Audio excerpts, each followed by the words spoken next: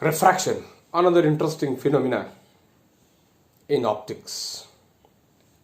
This would help us to understand so many natural or artificial phenomena in our daily life. What is a refraction? क्या है refraction? तो definition से शुरुआत उसकी करते हैं. तो when ray of light obliquely incident enters other medium, direction of propagation changes at the interface of two media.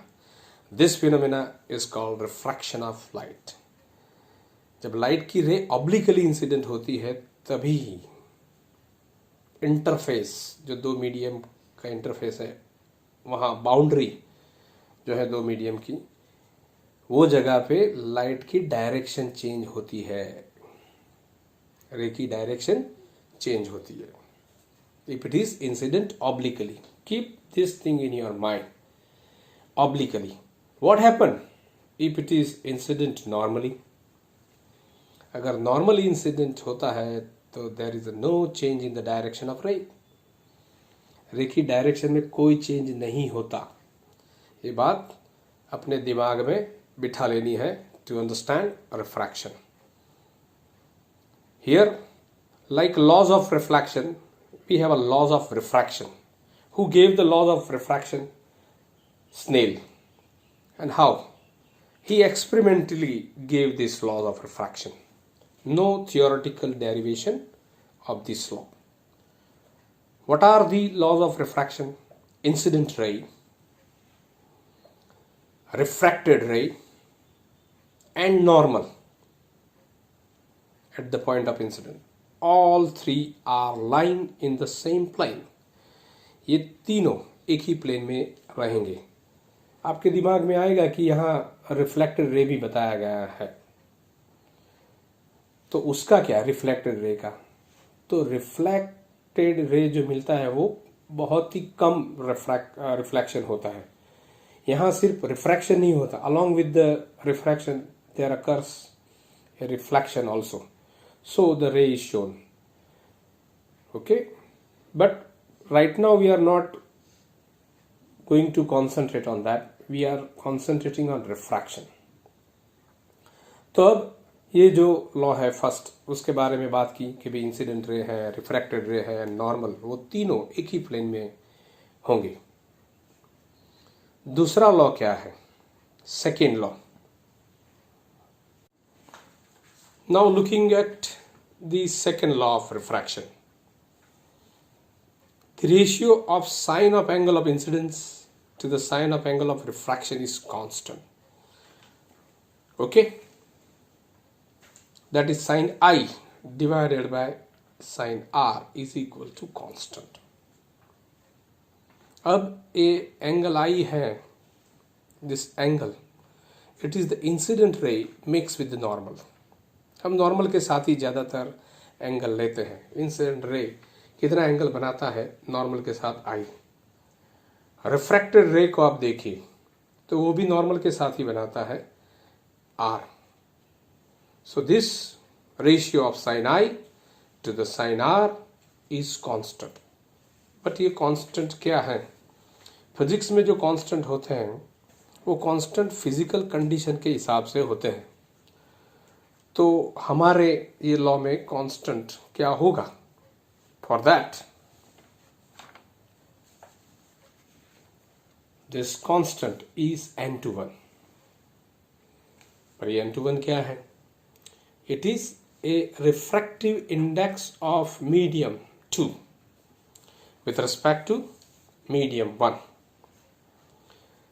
दूसरे मीडियम का रिफ्रैक्टिव इंडेक्स है, लेकिन ये एब्सोल्यूट नहीं है, ये रिलेटिव है. Means it is with respect to something. And what is the something? It is the medium 1. So it is also known as relative refractive index. How it is defined with the equation n/1 is equal to n2 divided by n1.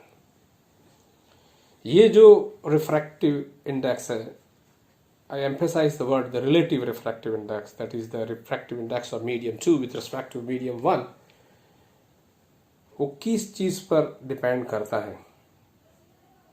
तो ये वो दोनों medium पे depend करता है, दोनों medium number 1 and medium number 2. So it is a characteristic of pair of media. दूसरी ये कौन सी चीज पे निर्भर करता है? तो ये वेवलेंथ पे भी निर्भर करता है. And how it depends on wavelength will discuss in the another video.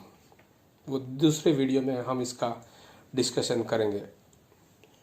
आप बराबर दिमाग में रख लो कि रिफ्रैक्टिव इंडेक्स वेवलेंथ पे डिपेंड करता है. और एक चीज़ आपको बता दूँ साथ में कि अगर वेवलेंथ ज़्यादा है तो रिफ्रैक्टिव इंडेक्स ज़्यादा होगा, अगर वेवलेंथ कम है तो रिफ्रैक्टिव इंडेक्स कम होगा. ये बात दिमाग में रख लीजिए. How it is we will discuss in the another video. तब एक किस पर निर्भर नहीं करता? तो एंगल ऑफ इंसिडेंस पर निर्भर नहीं करता. It is independent of angle of incidence.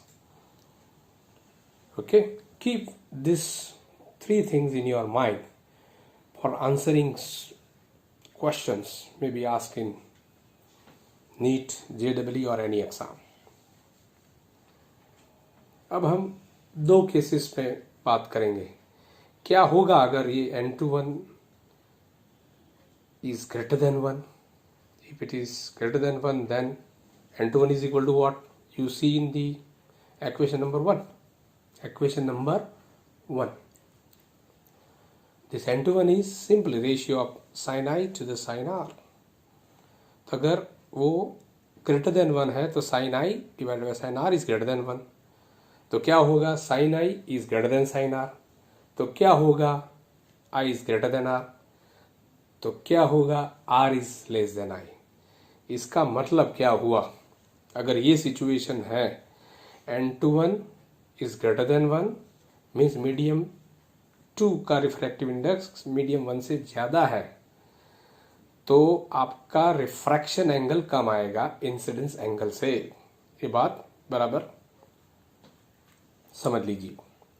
Okay, in this case medium number 2 is having larger value of refractive index compared to medium number 1.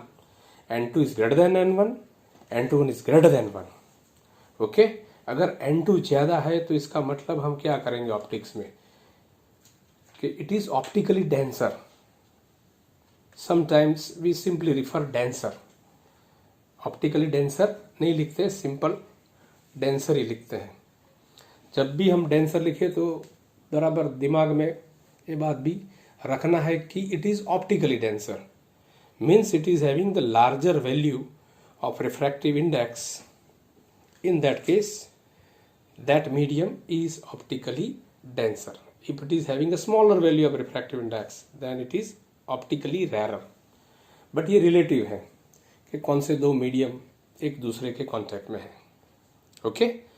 Whenever we refer optically denser, this thing we should keep in our mind कि उसका refractive index ज़्यादा है. It doesn't mean इसका density ज़्यादा है, mass density ज़्यादा है, ऐसा नहीं सोचना है. अब हम दूसरा केस देखेंगे. What happen if N21 is less than 1? इसका मतलब क्या हुआ? N21 is less than 1 means N2 is less than N1. Okay, और साथ में स्नेल्स लॉ को भी ले लीजिए कि sin I divided by sin R is equal to N21 है और ये N21 आपका लेस देन 1 है. तो क्या होगा? sin I is less than sin R means your I is less than R. इस केस में क्या हुआ? तो देखिए बराबर कि आपका रिफ्रैक्टिव इंडेक्स बढ़ गया. समझिएगा कि अगर आपका रे कौन से मीडियम में है? डेंसर मीडियम में है और वो बाहर जा रहा है रेरर मीडियम में, तो आपका रिफ्रैक्शन एंगल जो है वो बढ़ जाएगा, इंसिडेंस एंगल से ज़्यादा होगा when it is moving from denser medium to rarer medium. When it is having a refractive index n/1 less than 1 तो r बढ़ जाएगा। ये बात बराबर समझ लीजिएगा। जब भी रे अगर डेंसर से रेयर में जा रही है तो refractive index n/1 less than 1 होगा, रिलेटिव रिफ्रैक्टिव इंडेक्स आपका r हमेशा ग्रेटर देन i ही होगा। Okay, now as we have defined n/1 as the ratio of n2 to the n1, similarly we can define n12, n1 by n2. But what is n12? It is the refractive index of medium 1 with respect to medium 2. Okay, n21 is what? It is the refractive index of medium 1 with respect to medium 2. Okay, and you can see the equation in the bracket. तो आप equation bracket में देख सकते हो कि n21 n2 by n1 है and n12 n1 by n2 है। तो इसका मतलब क्या हुआ, ये दोनों n21 and n12 are reciprocal of each other, एक दूसरे के reciprocal है। If we proceed for a 3 medium, if there are 3 medium, in that case how would you have the refractive index of medium 3 with respect to medium 1? तो उसके लिए हमें दो refractive index चाहिए, n32 and n21. n32 is what? It is the refractive index of medium 3 with respect to medium 2, and n21 is what? Refractive index of medium 2 with respect to medium 1. If we take the product of these two, ये दोनों के n32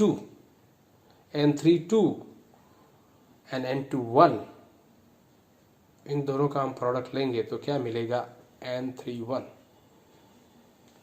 अब हम एक साथ 5 medium के साथ काम ले रहे होंगे तो उस समय कैसे एक्सप्रेस करेंगे, तो n51, it is the refractive index of medium 5 with respect to 1.